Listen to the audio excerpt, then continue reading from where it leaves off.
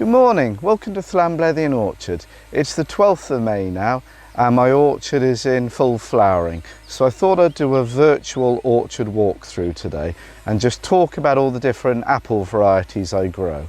As we go through the orchard, I'll fly up to each tree, talk about the variety, and where I've got a decent photo of the end fruit, I'll also show that so you can see what the fruit would look like. I'm going to talk about my experiences growing the different apple varieties, my thoughts on them, and whether or not I think you yourselves at home would benefit from growing in their own orchards. I hope it proves of use to you and proves of interest. It's a glorious day today, so let's start. Okay, I'll move out the way, and the first tree we're going to fly up to is called Katya. It's actually a Swedish apple variety. They call it Katya, but we tend to call it Katya in the United Kingdom. It's a cross between James Greve and Worcester Pearmain. You can see it's quite a sizable tree, but it's got this kind of compact head to it. The apple itself is a September eating apple. It's one of the earliest. It's the earliest apple to flower in my orchard, I believe, and the flowering's pretty much finished now for the year. And it's one of the earliest to fruit as well, in truth. It has these beautiful bright red apples, and it's a very fruity sub-acid eater. So there's not much acidity in the fruit, but a wonderfully rich flavour. It makes a great apple juice, and you can also use it single variety for cider. It's obviously going to be quite thin compared to a bittersweet cider apple, but it does make a pleasant drink.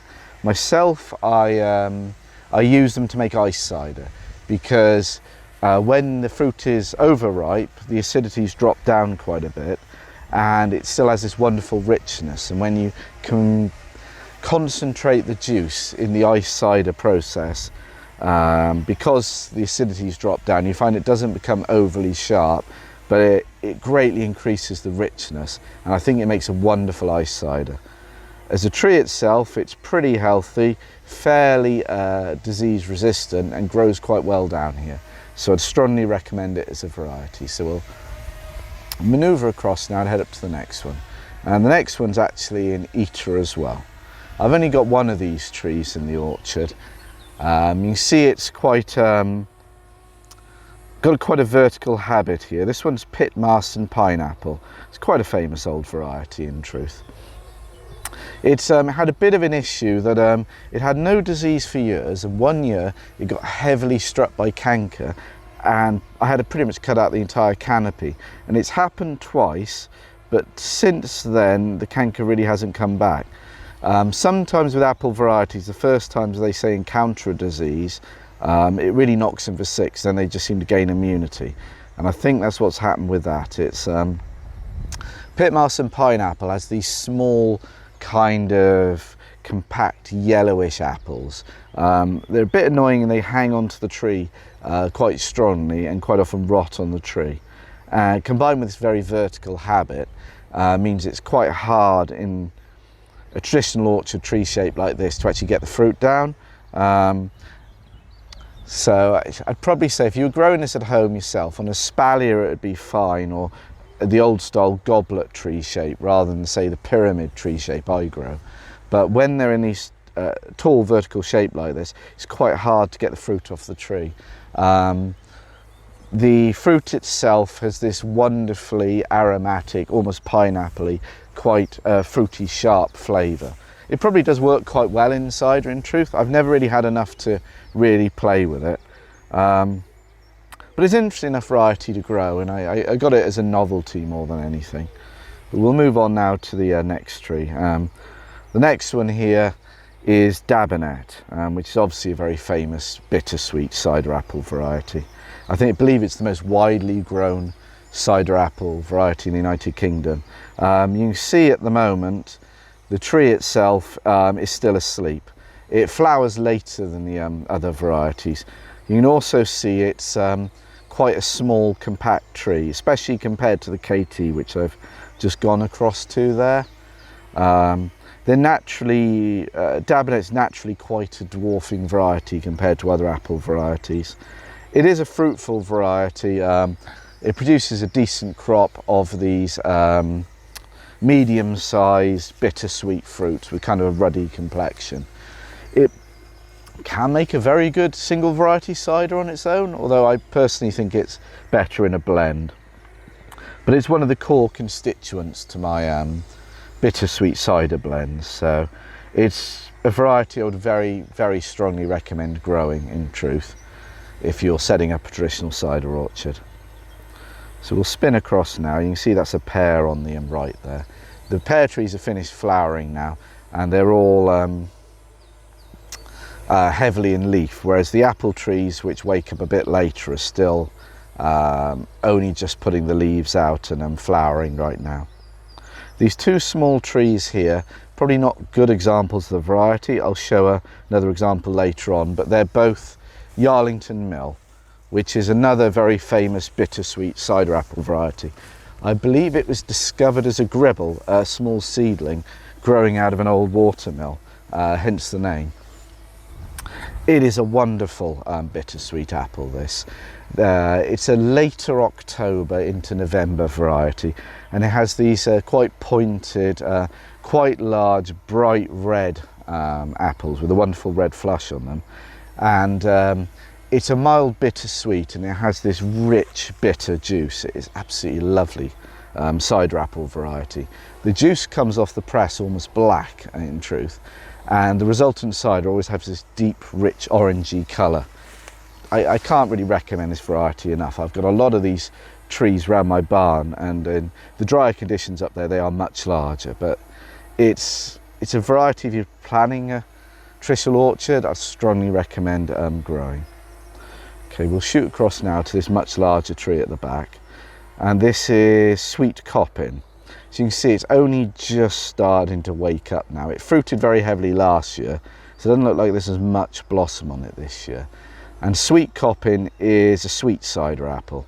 What that means is it doesn't have much of the drying tannins you'd have in cider or any real acidity, but it's obviously got a lot of sugars in there and fruitiness, and it is it's an important part of my later blends, like my French style Kiev cider.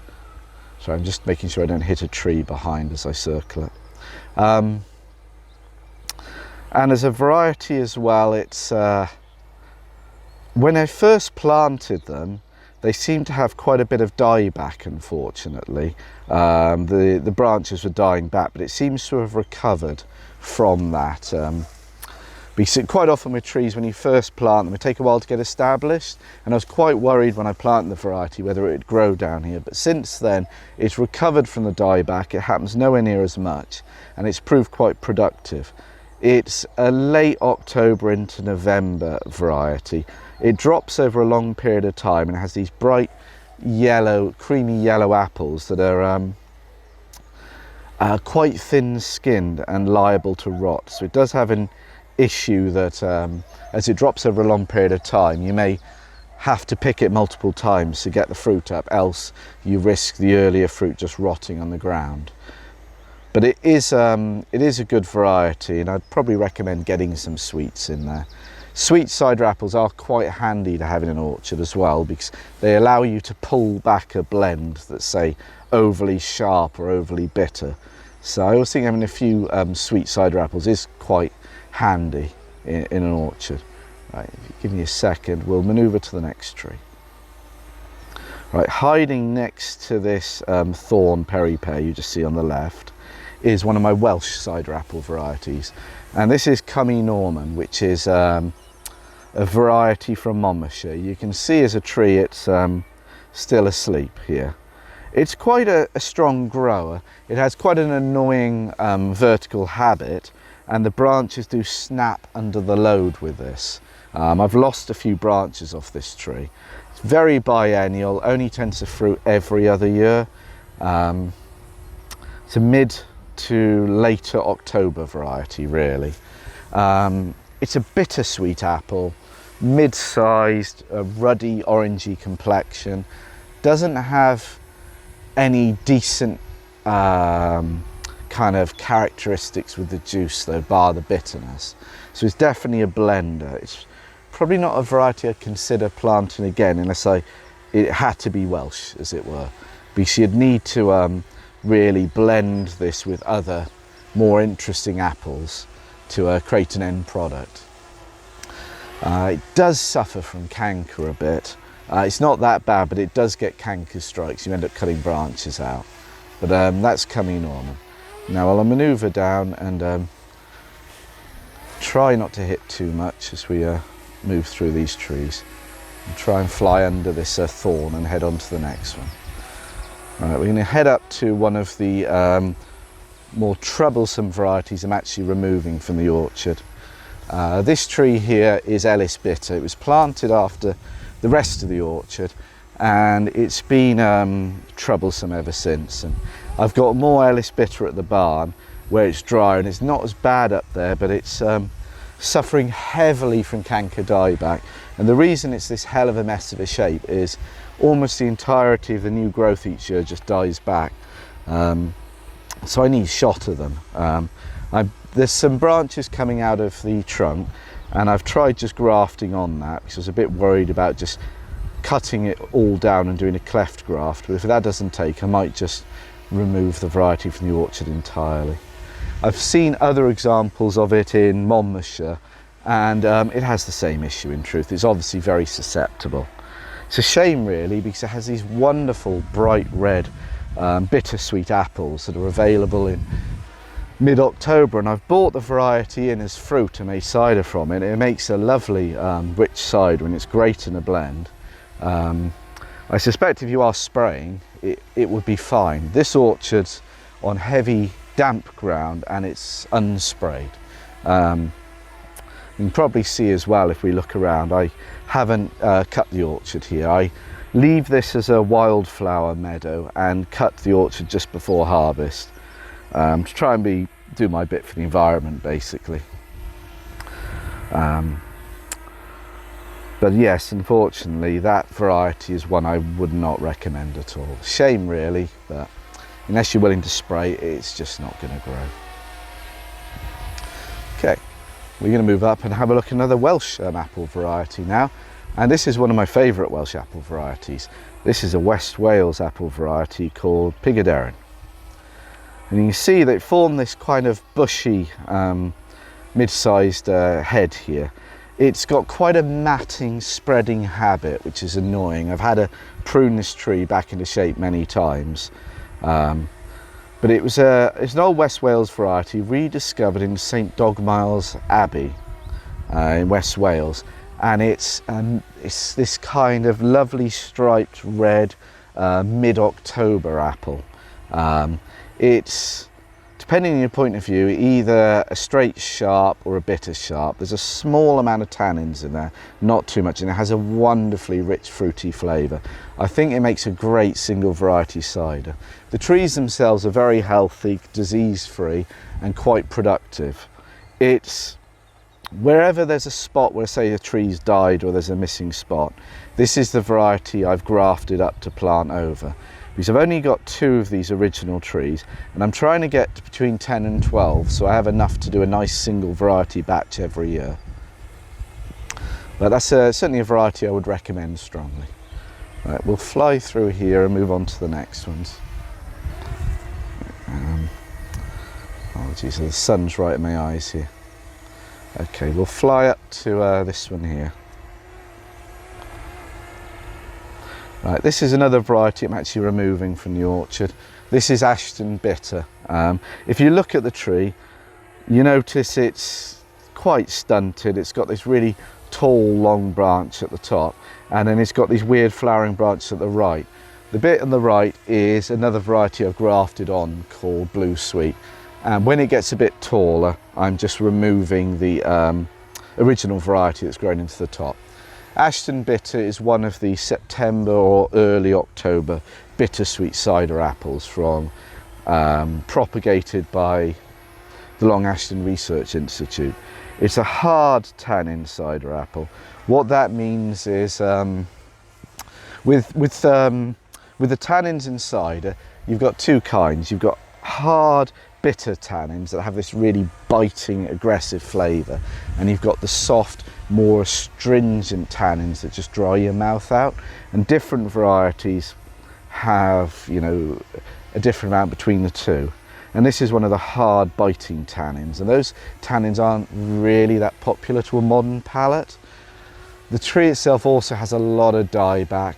It's not as bad as Ellis Bitter, and as it's got more established, it's nowhere near as bad, but it's a variety I essentially just gave up on. So I'm replacing it with Blue Sweet, which is a sweet cider apple I'll talk about briefly. But I mean, if you're spraying, you might be able to get away with it, but those hard tannins are not really that popular with a modern palate. And so a lot of cider makers just are moving away from those older varieties. We'll move on to the next variety now. Okay, this is another cooking apple. This is quite a famous old variety here. This is Annie Elizabeth. It's a beautiful, strong grow of a tree, in truth, and it has a wonderful blossom on it. The blossom isn't really setting very well on this tree, so I think it's just lacking the right pollination partner. Has me confused. I've got so many different apple varieties here, but I'm going to have to have a think and perhaps try and plant a crab apple right by it. It's a late cooking apple, this is, so you get into the end of October with this, and it has these huge boxy shaped apples. It's I use it basically for apple pie, and I do use some in the cider. What I'll say as we go through the orchard, when I talk about the varieties as well, is that it sounds like I've got an awful lot of eaters and cookers down here, and variety wise probably I do. I've got over 50 apple varieties in total now, including ones I've grafted at the barn, but numbers wise I'm predominantly a cider orchard here. So I might have, say, 10 Kingston black trees and 10 Stoke Red trees, but I'll only have, say, one Annie Elizabeth cooker like this. So it'll sound like that I predominantly got eaters and cookers down here, but number wise that's not really the case. I just liked planting a lot of different varieties. When I planted the orchard, I didn't really know what would grow down here, so I planted a lot of different varieties, and they were all selected essentially for disease resistance as well as their premium qualities, just to find varieties that would grow down here. There were no other real cider orchards in the Vale of Glamorgan I knew of when I planted this orchard in 2007. So you can see I'm moving on to the next tree now, and this is another eating apple. Ashmead's Kernel, very famous eating apple this is. It is an absolutely gorgeous apple, this one. It's mid-October to late October. It's these large rusted apples, and it has this wonderful pear drop flavour. It's sweet sharp apple, absolutely lovely. I'm going to have to land and change the battery, apologies, and then we'll talk some more about this variety. And we're back. Okay. Apologies about having to land again. Yes, as I was saying, so this Ashmead's Kernel here, it's got this wonderfully rich pear drop flavour. It's a very good juicing apple as well as an eating apple, and a small amount in cider as well really adds an interesting perfumed flavour to it. So it's quite often used in cider in small amounts as well. I personally think more than 10% is probably a bit too much, given that it's it can be overpowering, that kind of flavour.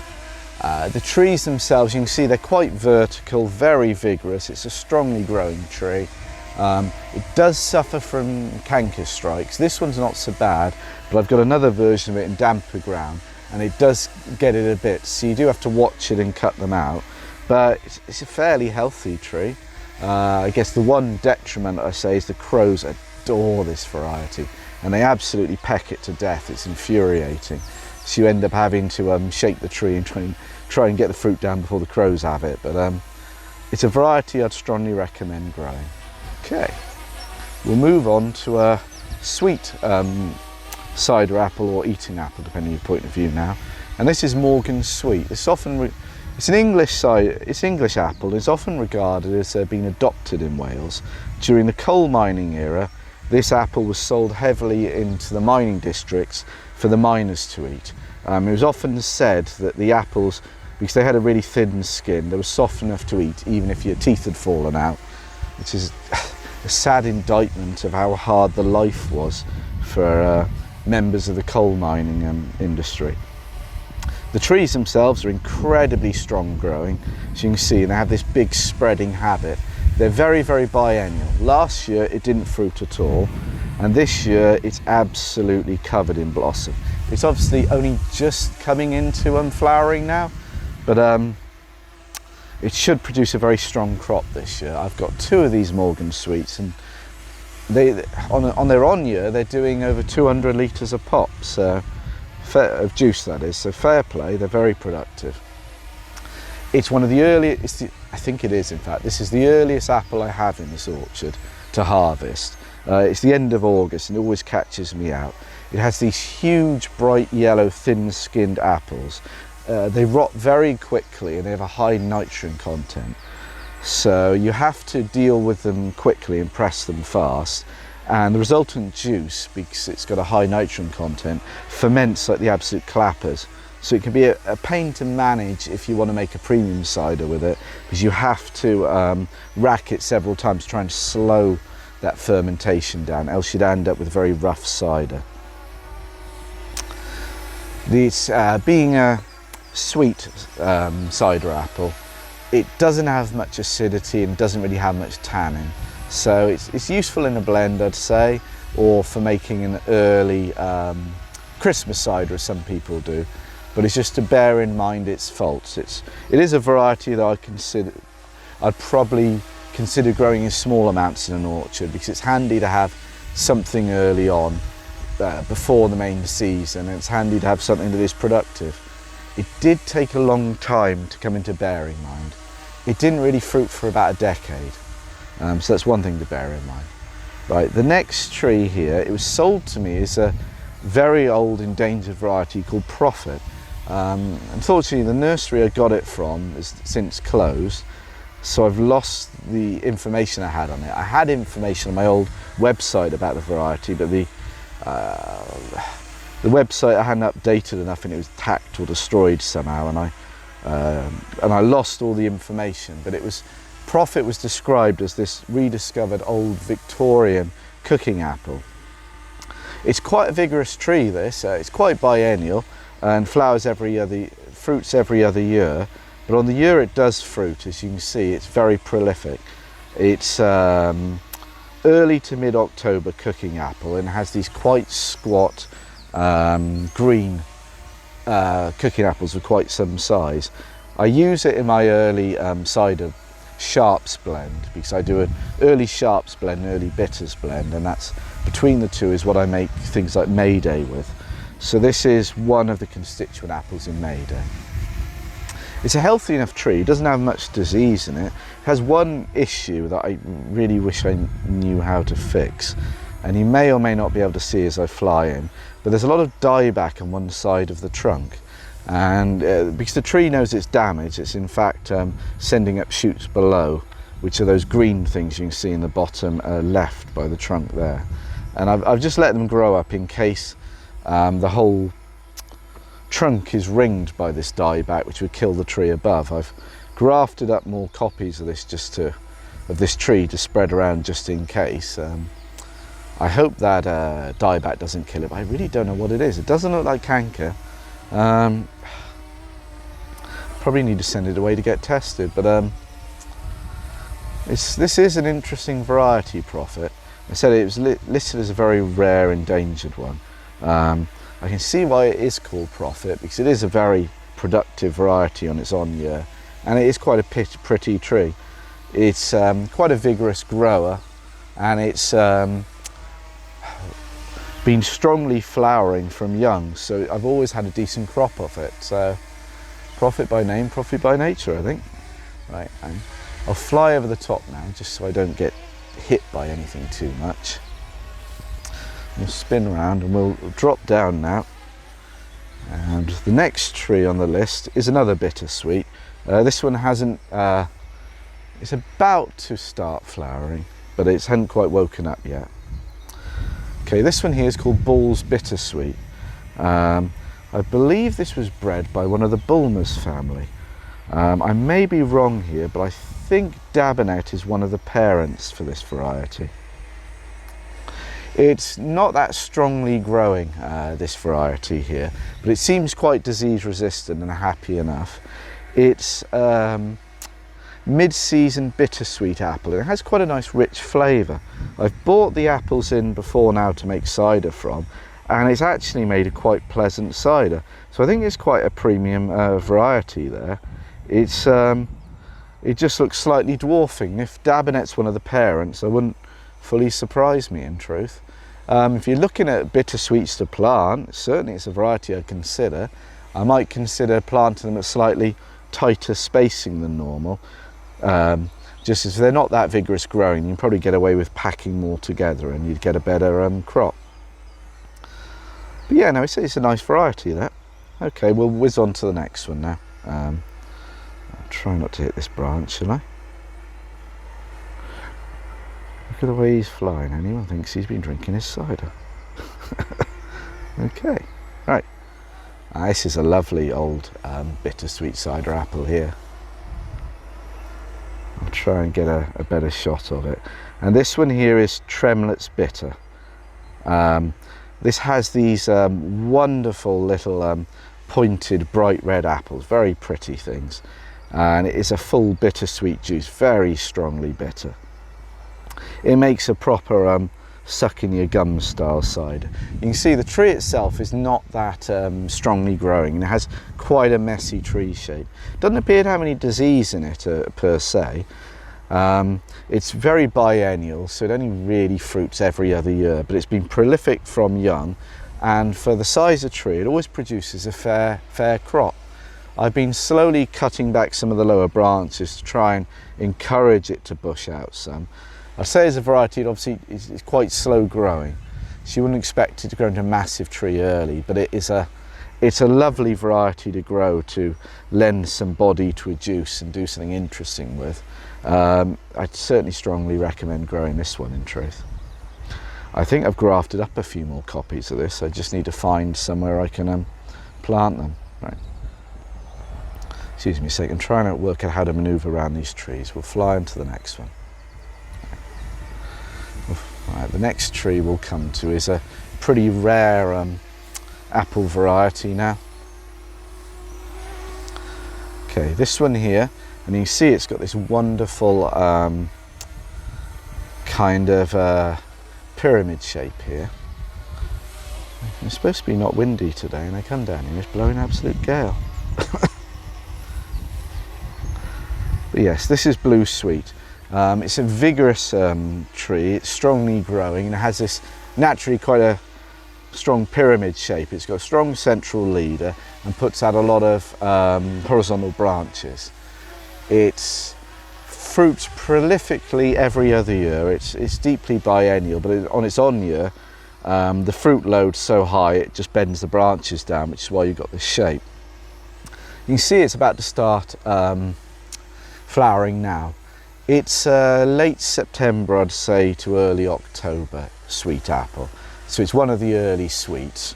It has these very small, say 2-inch across, a kind of light greeny colour apple with this thick waxy sheen on there. So the fruit keeps quite well due to the waxy sheen, and the wax on there can make the green almost look slightly bluish green, which is guessing why I got the name Blue Sweet.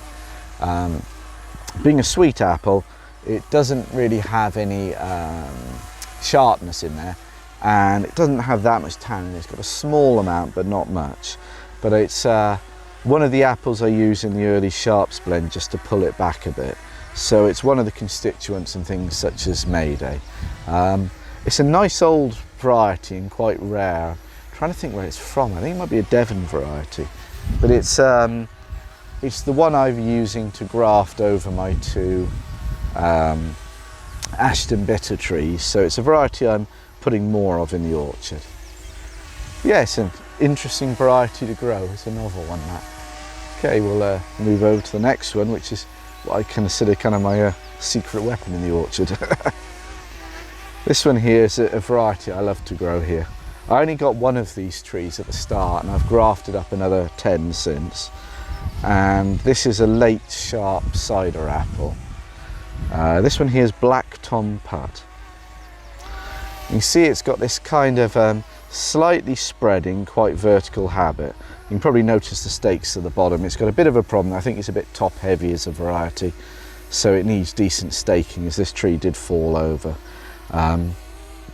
It's a later October sharp cider apple, and it has these huge deep burgundy red apples with russeting round the stem, and they're kind of quite flattened apples. It's the colour's quite similar to the apple of, say, something like Kingston Black. There's a little bit of tannins in there, but it's mostly a sharp, and it has a wonderfully rich sharp flavour. It's what I use in my French style Kieve cider. And I say I like the variety a lot, and it's one I've grafted up more of, in fact. So I don't have too many of the later decent cider sharps, so this is the one I've chosen to spread more of. Okay, right, we'll move on to the next tree now. It's absolutely blowing a gale now. I do hope you can hear me. Right, okay.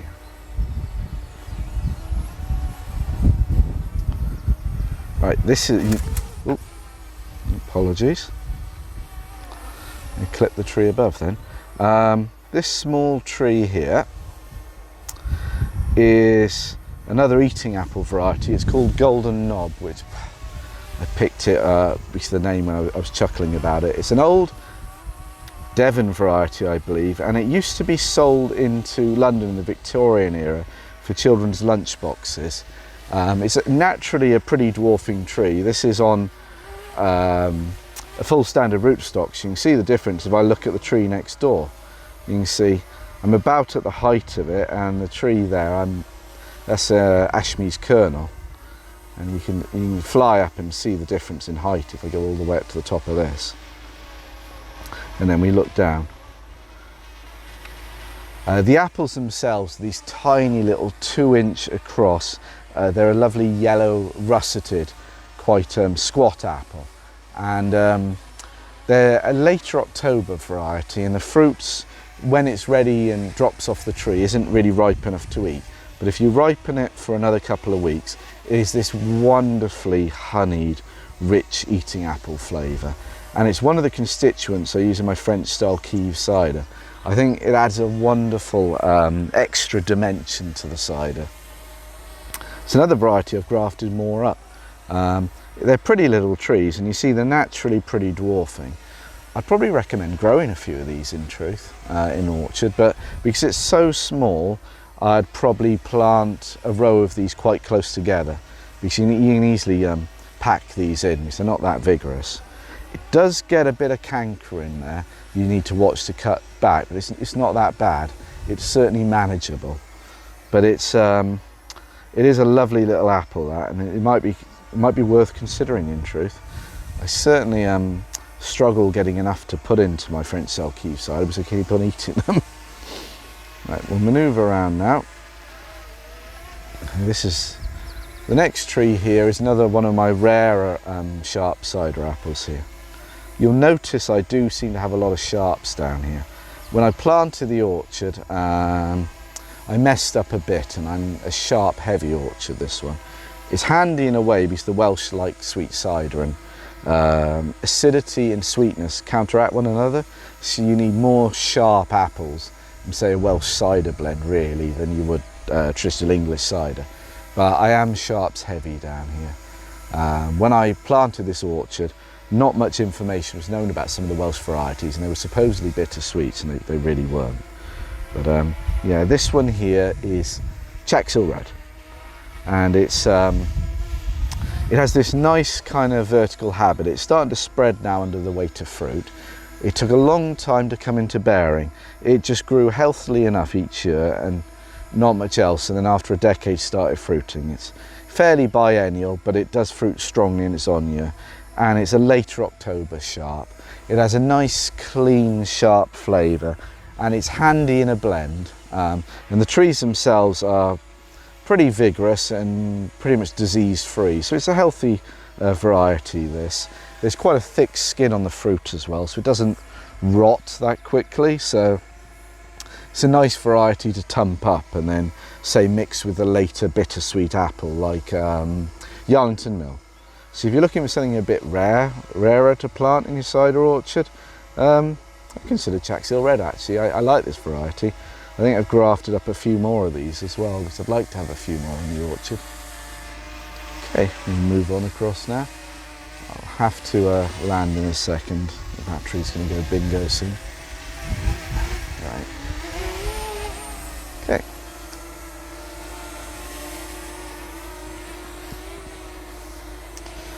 Well, here we go. This is another eating apple actually. This one here is Woolbrook Pippin. It's slightly dwarfing, but it has this kind of compact tree shape. Fairly biennial, but it does fruit fairly heavily on its own year. It's later October eater, this. When I planted the orchard, I wanted one Pippin apple to eat here, and I wanted a disease-resistant variety.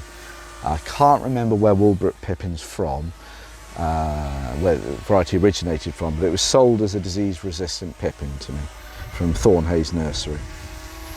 The tree's healthy enough, doesn't really have any disease, so it does that. What I would say is you need a good summer to get the most out of it. On a good year it does have a nice flavour, but if it hasn't been that sunnier summer, the flavour's a bit nondescript. I tend to just put it into my late ciders in truth. Occasionally I take some fruit from it, but I don't rate it too highly for that. But if you're just looking for a Pippin variety to grow and you know you've got hard conditions, but you get a bit of sun down by you, I guess you can consider it. Okay, I'm going to have to land and change the battery. My apologies. Right then, we'll move on to the next tree. Now, just behind this Woolbrook Pippin, you can see another one of the Morgan Sweets. This one's got a bit of a lean on it, but it seems quite anchored in the ground, so I've been unable to right it. You can see how heavily laden in blossom it is. I'm looking this year, I'm wondering if between the two trees I might get up to my 500 litre IBCs, we'll see. Just behind the tree there's a much smaller tree, and that's a crab apple on a dwarfing rootstock. When I planted the orchard, I planted a few crab apples dotted around just to help with pollination a bit. You can put crab apples in cider. I tend to just use them for crab apple jelly if I ever have time. That one there's called Butterball. It has these pretty little yellow crab apples. And you can see it's quite a vertically growing tree there. Seems fairly disease resistant and hardy, even on the dwarfing rootstock it's on. I think it's MM106 it's on. I'm not sure how much it actually helps having there in truth with the pollination, given the amount of varieties I've got, but it's can't really hurt. We'll manoeuvre past this now. Okay, we're going to talk about I think my favourite Welsh apple, certainly for eating at least. And this one here is Pen Caled, another one of the West Wales apples. It's always sold as a cooking apple, this one. I was saying to another cider maker yesterday, I personally disagree. I think this is a triple purpose apple. It was rediscovered in St Dogmael's Abbey in West Wales, so it's it's obviously bred by the abbots there.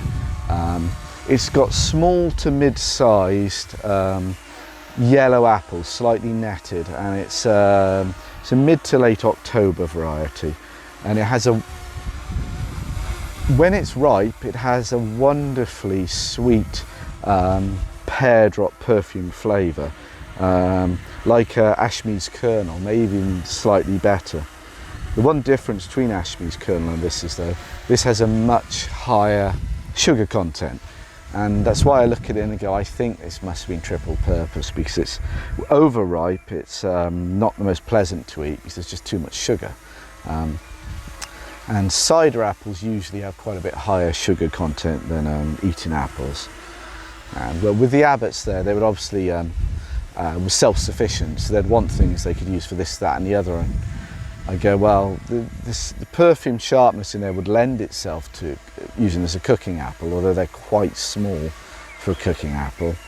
They're very pleasant to eat, so it makes a good eating apple, and it does make a pretty good cider in truth. It's great in a blend. I just won second in the sparkling cider category in the Herefordshire cider trials, and that was 80% Kingston Black for this orchard and 20% Pencallid from that tree there. And that's quite a stiffer competition, so I think it's certainly a variety that's well worth considering. It's got this very stiff vertical habit, as you can see. That's a bit annoying. I've had to remove several branches to try and encourage it to spread out into a normal tree shape, but it's disease resistant and healthy enough down here. That's a variety I'd strongly encourage growing in truth. Okay, we'll whiz on to the next one now. Okay, we can see this rather messy matted tree here. This is my favourite single variety cider apple, and this is Stoke Rad. I've got quite a few trees of this in the orchard, and I'm always trying to find places I could plant more of it. It's a lovely apple, this. It's quite often regarded as good as, or if not better than, Kingston Black as a single variety. It's got a nice amount of tannins in there. It's got a wonderful fruity, rich sharpness as well. What I'd say about it is it's a lot sharper than Kingston Black.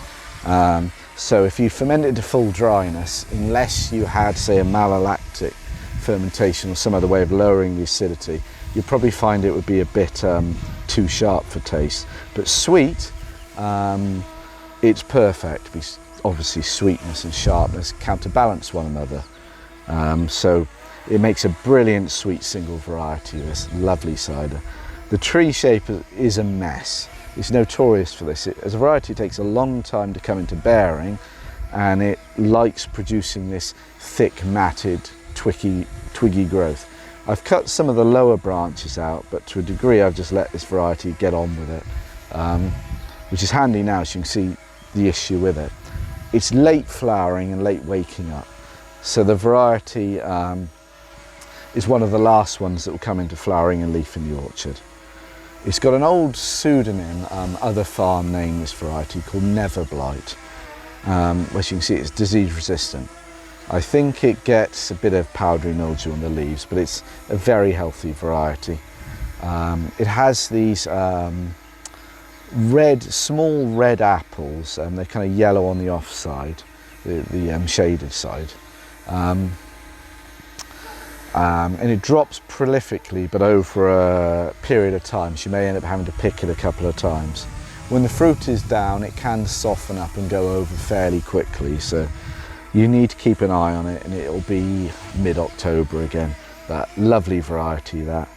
It's one of my favourite varieties to grow that. I've got about 10 trees of that down here now. Okay, we'll move on to the next one then. I'll show you a decent example in a minute, but while we're here, I'll just talk about this one knackered tree here. This one here, looking very sorry for itself, is Frederick, and this is on a more dwarfing rootstock. It's not what I agreed when I bought the trees, but that's what was supplied to me, and it's never done well there. Frederick's a wonderful West Wales apple variety. In fact, not West Wales, I'm talking nonsense. It's a Monmouthshire apple variety. And I'll show you what the trees actually should look like in a minute, but I have heard said that Frederick, to get the best out of it, needs to be on a vigorous rootstock, and it needs to have a stem builder on there, another variety as the stem. And you have this on the top, and that way you'll get the tree growing to a fair size. If you don't, you have issues with it being quite stunted. And as you can probably see from that there, that's a mess of a tree. I always look at it again, should I just dig it up? I just never seem to have time. But that's just because it's on a dwarfing rootstock. So I'll talk about Frederick in a minute, but just bear in mind, you want it on a decent set of roots. Right then, here's another one of the rarer varieties I grow. This tree here. It's in a very damp part of the orchard here, in truth. If we look down a sec, you can see, you might be able to see, there's a lot of thicker growth on the ground around here. But even saying that, this variety seems to be growing well enough here. This is called Langworthy. It's one of the old sharp cider apple varieties. It has these small little apples on here, slightly pointed, a ruddy reddish browny colour. It's what to say about it, it does get canker dieback, this, and that's why it's a bit of a mess, as it's lost one of the main branches there and it's slowly growing back up. It looks like quite a slow growing variety, but it does make a decent drop of cider. The fruit I've had, I've made a demijohn or two. I think this held the record of the strength of cider from the orchard, because I think I made a 9.5% cider off this one year. It's an interesting enough variety. If you want something novel to grow that's quite rare, perhaps you consider 1 or 2 trees of Langworthy. Right, we'll move down the road now. Okay, this tree at the end here is one I've got a lot of examples of, and this is quite a pretty one, so we'll show this one. And this is Kingston Black, which is obviously a very famous old English cider apple variety. It's quite often regarded as the king of cider apples. It's a bitter sharp, so it's got both acidity and tannin in there. And the reason it's regarded the king of cider apples is the balance between the acidity and the tannins is correct to ferment a single variety out to full dryness and to have a balanced end product. So it's always considered just about right, and that's why it's considered the king of cider apple varieties. As a tree, it has a lot of issues. If we fly right in, you can probably see the 2 stakes there at the bottom holding it up. It's regarded as a top-heavy variety. The blasted things like falling over a lot. It produces a lot more top growth than it does roots, and it has a very nasty habit of going over. It's also very disease prone. It gets huge amounts of canker dieback, so, and they say it's quite a shy cropper. It doesn't produce as high a yield crop as other varieties, so it does have a lot of issues as a variety, but it makes a premium cider. If you're spraying, you obviously wouldn't have the issue of the disease. Here I try and cut it back as much as possible, but in truth on some of the larger trees I'm just allowing the stem builder to grow up through, and I'll just graft something else over. But if you want the most premium variety, that would be it there. Right, let's manoeuvre through. Right, it looks it's a bit early in the year for these to wake up yet, but the variety in front of you here is another one of the Welsh cider apple varieties, and this is an early bitter sharp variety called Breakwell Seedling. You can see it has these quite small compact trees here. I've got 2 examples in the orchard. They never grow that large, these trees. They have quite a characteristic leaf. It has this very vivid, vibrant, healthy green colour leaf that really stands out.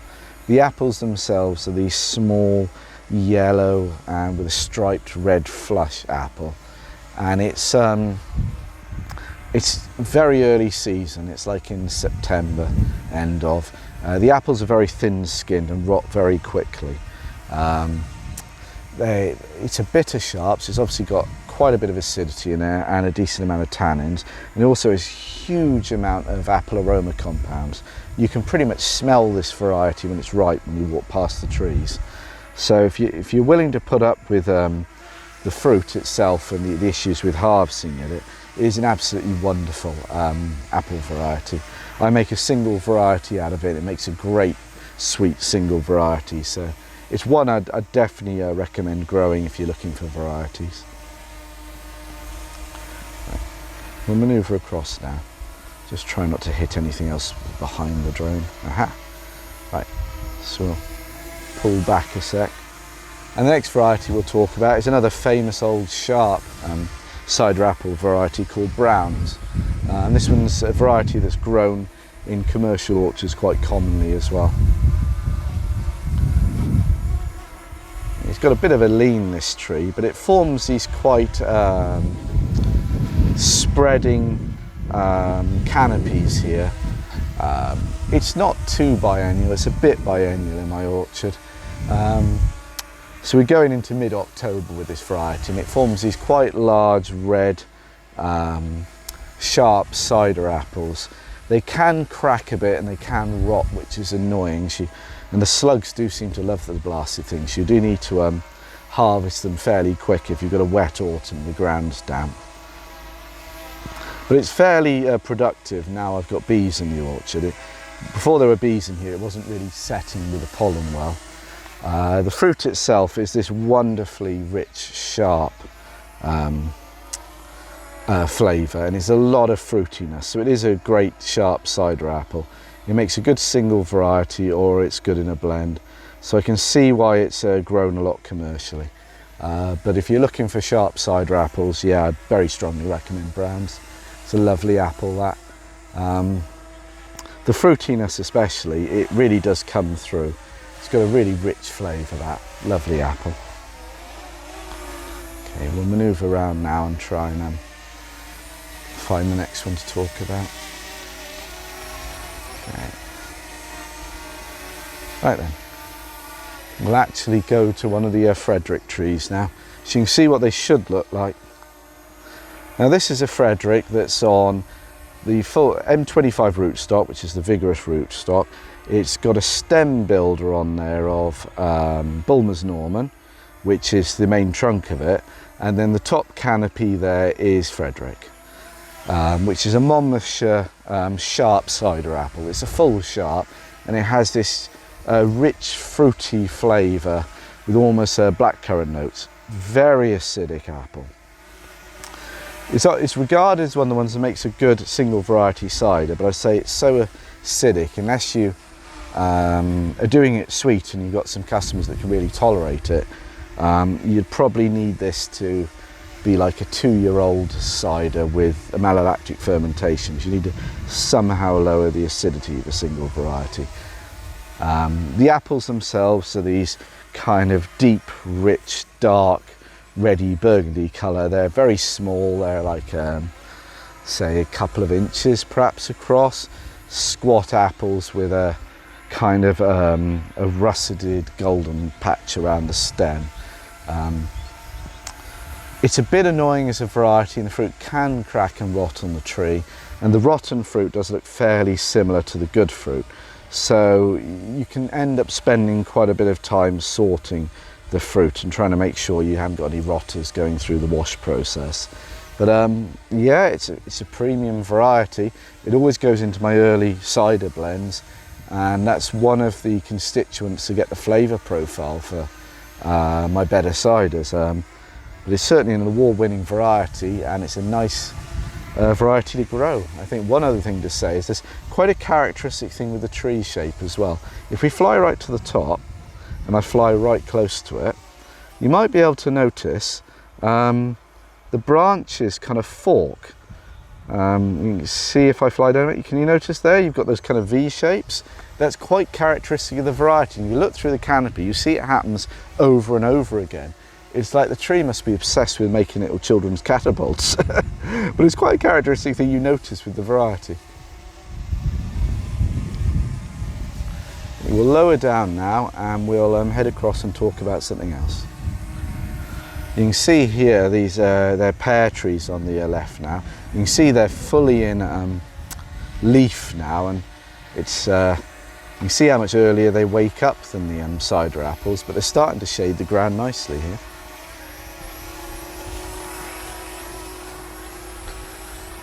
You can see there's a very pretty tree at the end here. This here is Tomputt. This one's leaning heavily. I have tried to pull it up with a tractor, but it just doesn't want to move. It's rock solid. Tomputt is a famous old English apple. It's one of the ones regarded as a triple purpose. You can eat with it, you can cook with it, you make cider with it. It's a late September, early October apple, and it has these quite squat, large, bright red apples, and it has a lovely fruity, sharp flavour. And fully ripe, they're quite nice to eat as well. It makes great apple pie, and it's a great sharp for cider. The trees themselves are vigorous and productive and produces a lot of crop.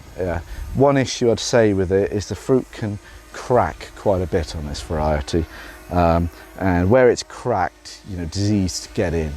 So you can get quite a bit of a rot on a wet year, because you get more of that happening in a wet year. So that's one thing to bear in mind. But yeah, it's a variety I'm grafting more up. I can't recommend it strongly enough. And if you're looking for just a variety that you could eat as well as make cider, having a Tomputt in there as well could be a nice choice. You could have, like, say, some Dabinets for the bitterness for your cider, and perhaps a sweet coppin in there to do a bit of the sweetness, and then you could just have some Tomputts for the sharps, and then it would also allow you to have something to eat and cook with. Okay, we'll talk to the next one, but on the side we'll just spin around now. As you can see, this is Pencalid again, that I just talked about. Well, you might be able to notice just how beautiful the blossom is in this, compared to, say, the Tomputt. There's quite a white blossom there. There's a lovely pink colour on Pencalid. It's a very pretty blossom on this. I've got to say, I do love this variety.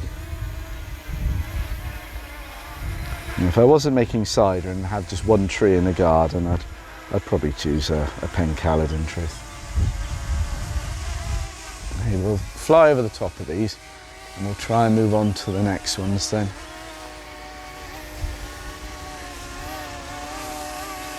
Okay.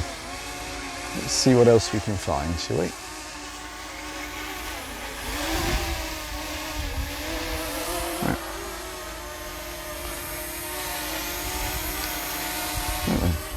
There's another crab apple here in front, if you're wondering what that small tree is there.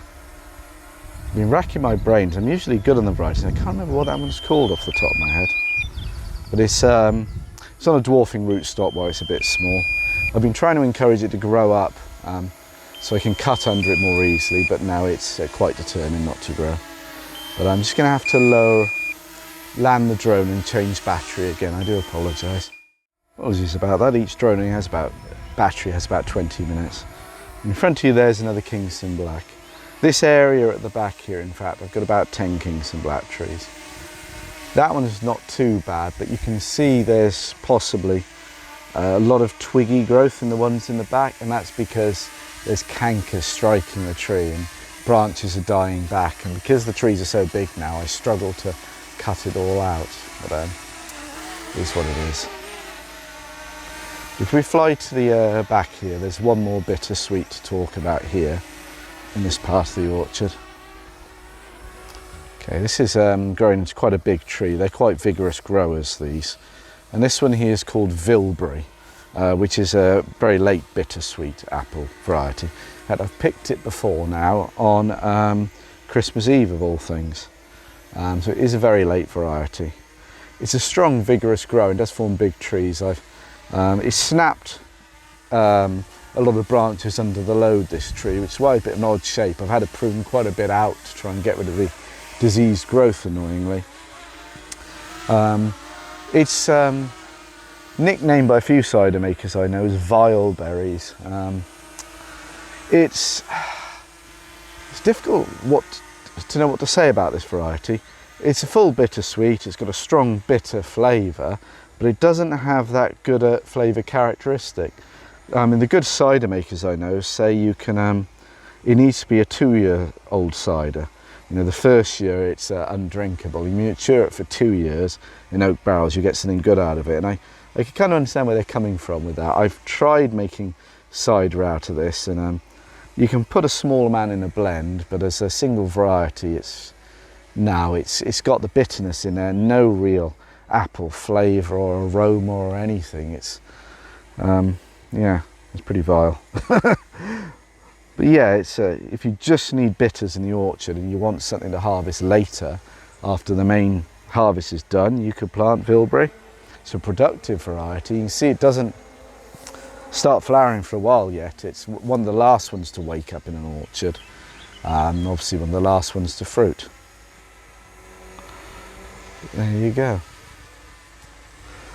Most years I always debate whether or not I can be bothered to pick it, in truth. I finish harvesting in mid-November, quite often before a lot of other cider makers, and I'm so knackered at that point I go, actually no, I don't want to pick this variety. But we'll manoeuvre through now. It's hard to see on this camera, I apologise. We'll fly down this row here. And there's one more Eton apple I'm grafting over at the end to talk about. And then we'll head up to the house that borders the orchard, because that's the first trees I planted. I planted a little trial patch of 11 trees on a piece of raised ground next to the house, just to see if anything would grow down there. And as an aside, when I fly down here, you see the Kingstons are looking good this year, don't you? I think I might get a fair crop off them if the bees come out now. The weather's been awful of late, so the bees haven't been flying. But as long as they do their job now, I think I'll be having a full tank of single variety Kingston this year. Yum, yum, yum.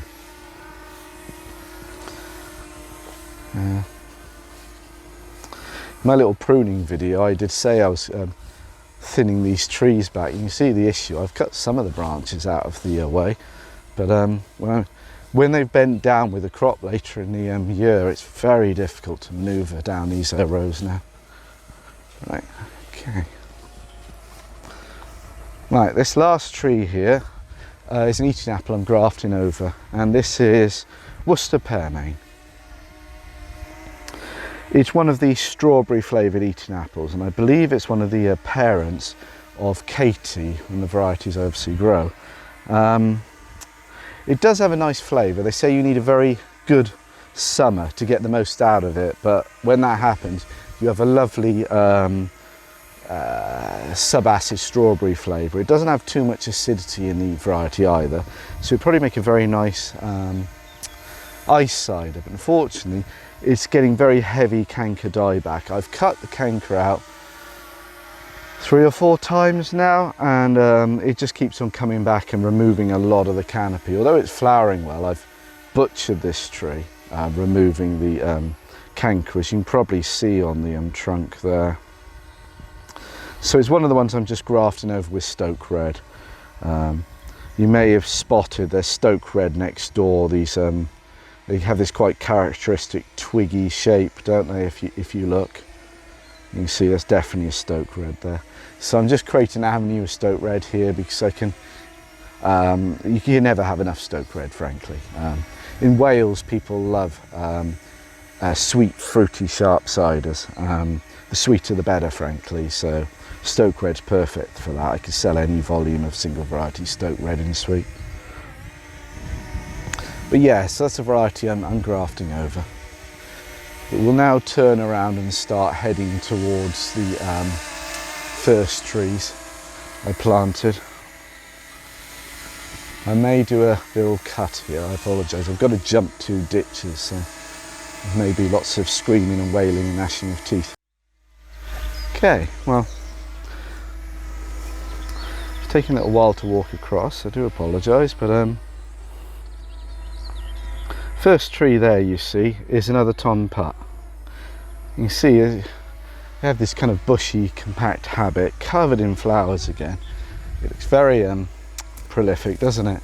I strongly recommend that variety, honestly. It produces a great crop every year. I didn't rate it too much when I first planted the orchard, going, oh, it doesn't make good cider, rah, rah, rah. I got better at making cider as I went along, and there's something to be said for a productive variety that has nice, large, easy to pick fruit. So one of my favourite varieties down here, that. And here's something else. I only got one of these trees. This is Broxwood Foxwhelp. There's a lot of different foxwhelps. Originally there was I'm trying to think, it was a 17th century variety, the old foxwhelp. That variety's died out, but there are a lot of seedlings or sports of it. Things like Bulmer's Foxwell, Broxwood Foxwell, etc, etc. And this is one of those. It's a bitter sharp. It's, I'm trying to think, it's a late September variety. It has these mid-sized stripy red apples. Quite a soft woolly flesh in there, fairly thin skinned, they rot fairly quickly. Incredibly acidic apples. They've got a nice amount of tannin, but they're the most acidic apple I grow, I believe. pH is about 2.7 on the blasted things, and it has this deep, rich, musky flavour. So it is a wonderful apple in a cider blend, but it's not really a single variety, I'd say. But I've only got one tree of it, and you see it's a very healthy, vigorous grower. It never has any disease issues. And it's ended up producing quite a tall, strongly built tree, this. When I first planted it, the fruit didn't really set at all. There was an issue with it, and so what I ended up doing was planting a crab apple next to it. Apologies, the sun's gone in, so it's getting darker now. So let's lighten this up a bit. There we go. You have the technology.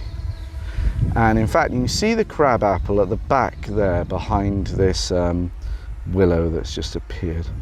I've grafted up a few more of this variety by the barn as it's so pretty, and this is Pink Glow.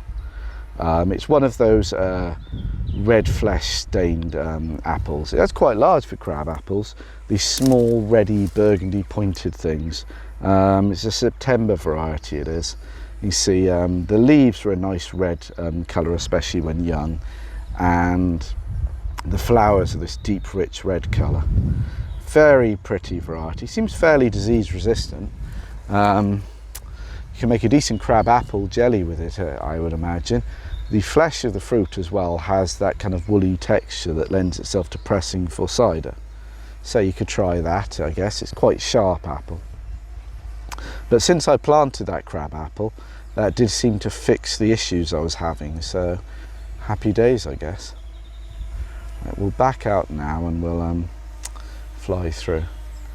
You can see with these varieties I planted here, this trial planting, it grew quite well. They're quite large trees now. It's drier ground here, so you'd expect they'd be a bit more successful than the main part of the orchard on the raised mounds where it's damper. And the sun's come back out. Yay! Yeah, you can see, you can manoeuvre around. You can see that one in the centre of the photo now. That's Brown's apple again. It always struggled a bit there. It's a bit damp there as it's at the bottom, but it seems to have got past whatever issue it's having and grown up nicely. If we manoeuvre around next to it, hidden away at the edge is that kind of bright green apple there, that's quite tall sized. That is, sorry, I'm just darkening it a bit. That there is a Bramley, which is obviously a variety everyone knows. I've only got one Bramley apple down here, but it's Bramley is quite often used in cider, believe it or not. It's obviously a cooking apple. It's quite a low sugar apple and obviously a lot of acidity in there. And if you're doing it for cider, what I was taught by fellow cider makers is you wait until they're going a bit yellow at the end of the season and then press with them, because when apples come over ripe, the acidity drops down. Essentially the apples are alive and the fruit, the acid in there, the malic acid, will be metabolized away. So if you leave fruit to heavy ripe, the acidity will drop down a bit. And that's the trick they always say with Bramley apples, wait till they're going a bit yellow.